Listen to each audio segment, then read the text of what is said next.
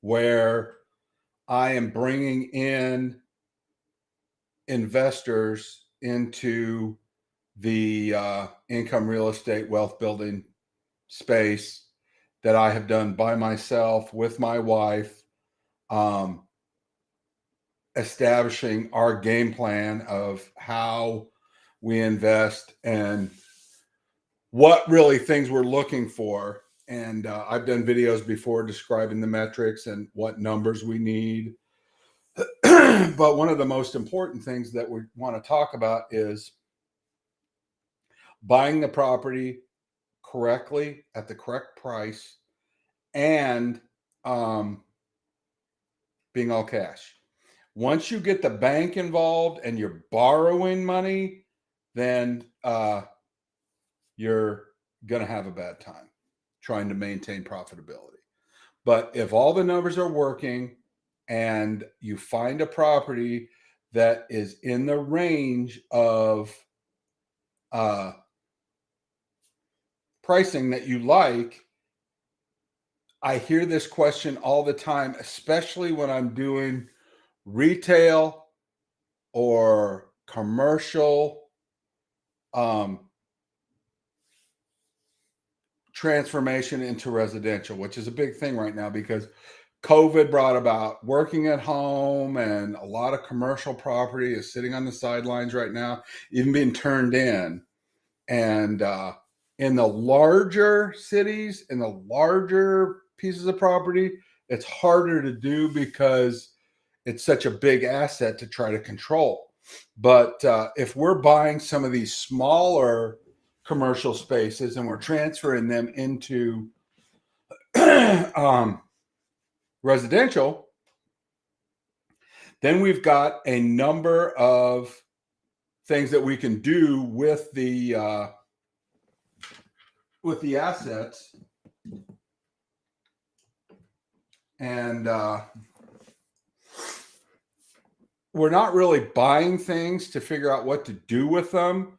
We're buying things that are affordable that we can run, and then backing into what they are is the goal.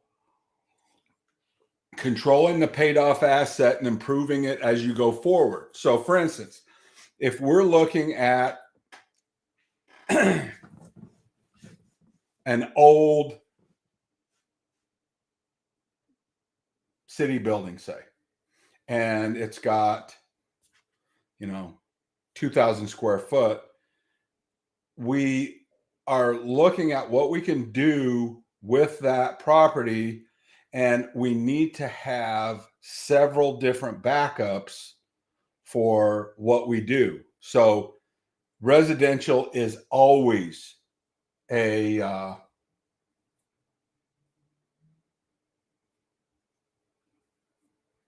don't know, this guy wants to join live. I don't know what he wants.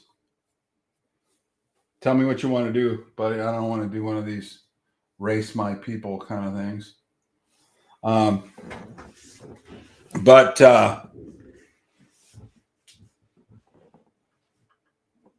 residential is absolutely something that we can use as a backup. Storage is another thing that we can use as a backup for these properties.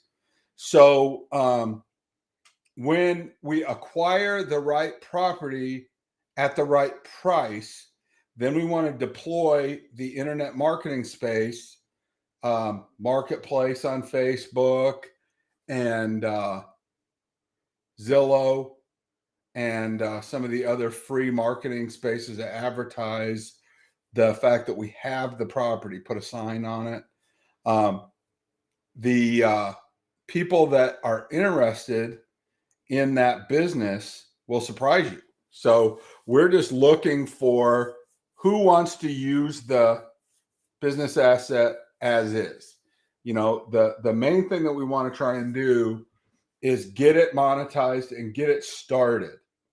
And so if we advertise the property and it fits the metric, and let's say, for instance, that we pay $100,000 for this building, and there's no screaming maintenance causes that need to be addressed, we're looking for $1,000 a month, maybe a little bit more, depending on exactly what's going on with the building. So we're advertising rents and we'll build to suit. So we want to talk to people. And remember, you could talk to people about these uses without binding them in a contract. I was talking to an investor the other day who was looking at a certain property, and he was saying, hey, what if we get slum people or meth addicts or people that want to do nefarious use on the asset because the price is so low? And my response to that was, they have to pass the background check.